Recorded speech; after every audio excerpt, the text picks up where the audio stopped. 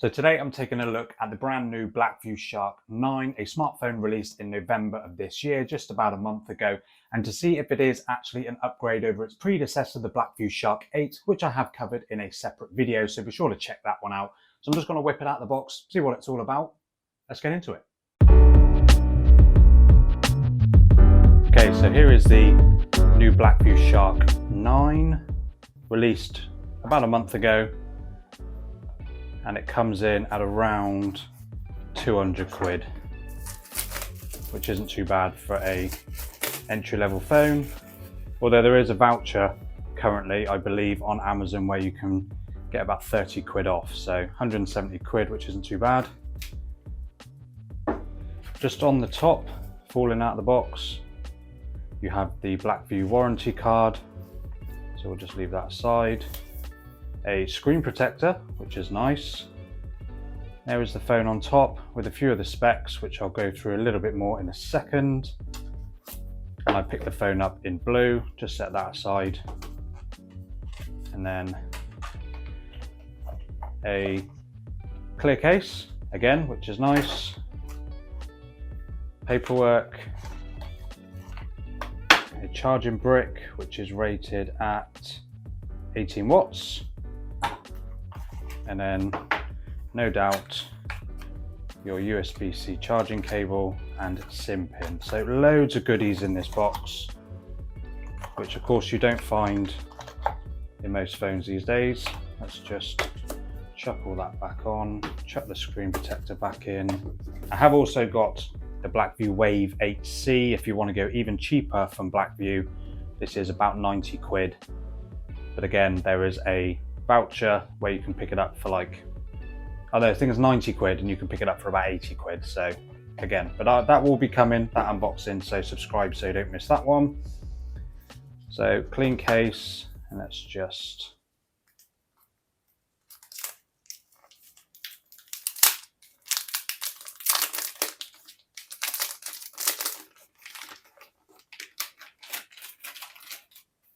there we go. See if I can peel that off. I normally fail at this. No, we'll leave that for a minute. So, not too bad. It's quite lightweight actually. Nice flat sides. Of course, it's all made of plastic. And then we'll just peel the front. There is a screen protector already applied to the phone. So you do get a spare glass screen protector. This will just be a sort of TPU style one. So we'll just load the phone up, I'll put all my information in, and then we'll breeze through the OS. Okay, so here is the Blackview Shark 9 out of the box. So up front you get a 6.67 inch 720p display, which resolution is actually a downgrade from the 1080p display found on the Blackview Shark 8, and this is a 90 Hz refresh rate as opposed to the 120 Hz found on that display as well.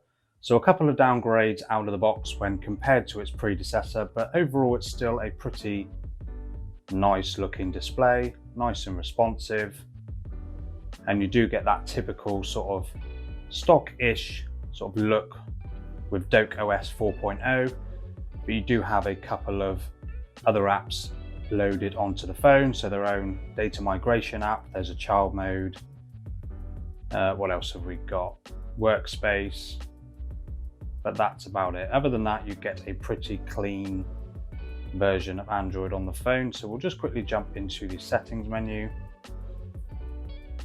And you've just got, as per usual, all of the usual settings options, your Wi-Fi and your Bluetooth, other wireless connections. So you've got NFC, casting, printing, personal hotspot, VPN. And then in the display settings, you've got an adaptive brightness. Of course, you can flip between light and dark mode. And you've got night light mode. You can play around with your font sizes and the actual fonts as well, I believe. There's a couple of different ones there. I think I might maybe just use that one. We'll see what that looks like. Auto rotate, we'll flip that on. Color temperature, so you can mess around with that, increase contrast, standard. Maybe I'll increase the contrast just for the sake of this video. And then you've got a couple of extra bits and bobs there. Smooth display, so you can flip it between high refresh rate or standard, or you can leave it on smart, which will adapt the brightness depending on what you're doing.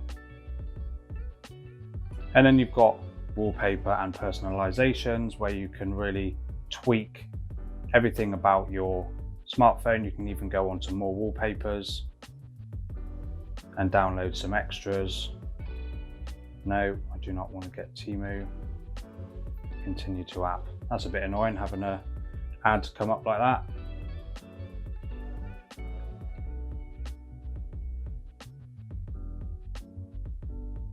Again, that's annoying. Didn't have that on my old Blackview, which is really strange.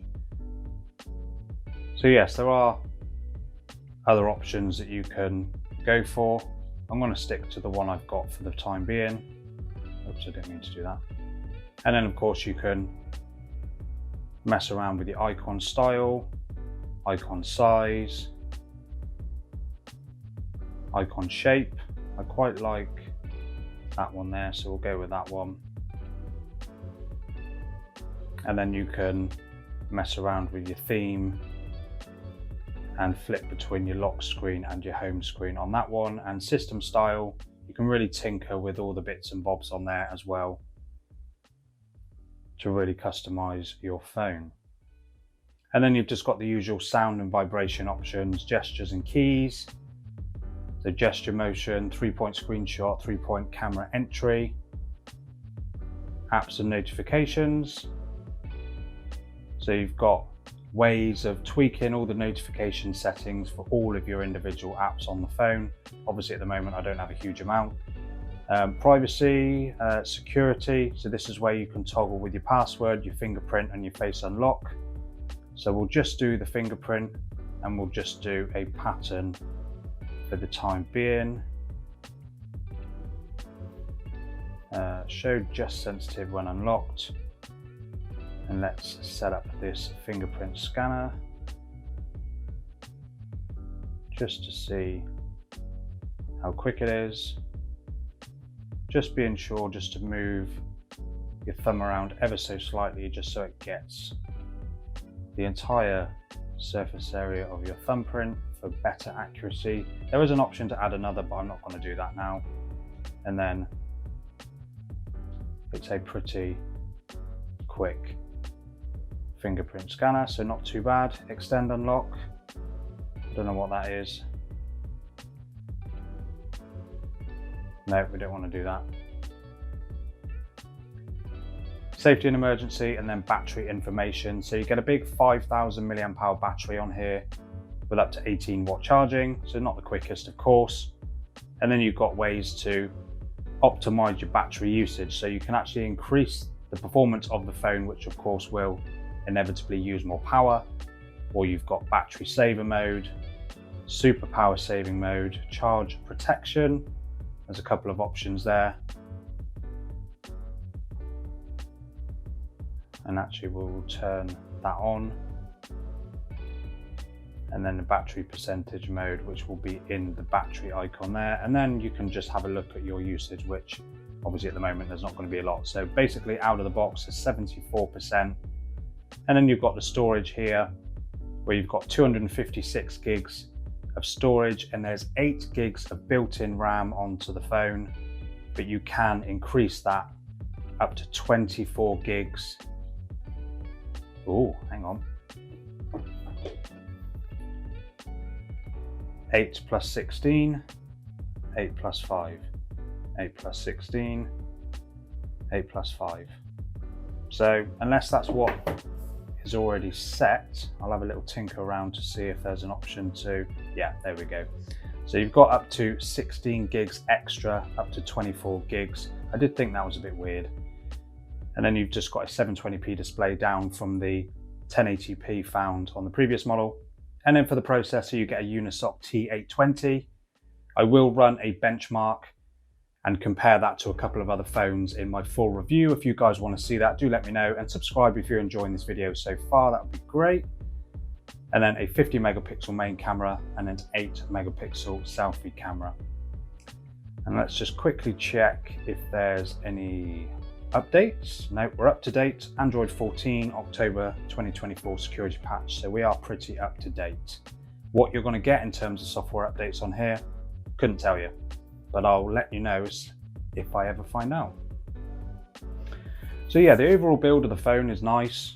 Nice flat edges, of course, fingerprint, power button there, volume rocker, speaker at the top, SIM tray, and then off-center 3.5mm headphone jack, microphone, USB-C charging port, and speaker grill.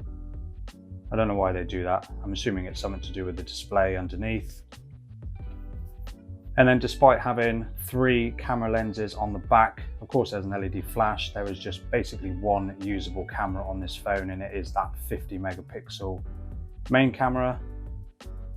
So we'll just do a snap there, and then a snap with the selfie camera, which isn't too bad. Given the lighting, I don't think it's come out too bad. And then that is the main camera there as well.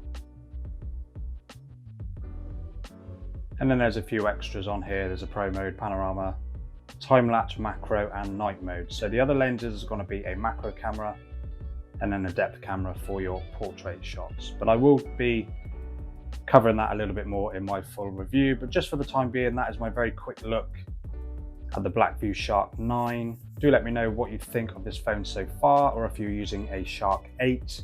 Check out that video if you haven't already, and subscribe so you don't miss out on my full review of this phone. And I'll see you in the next one.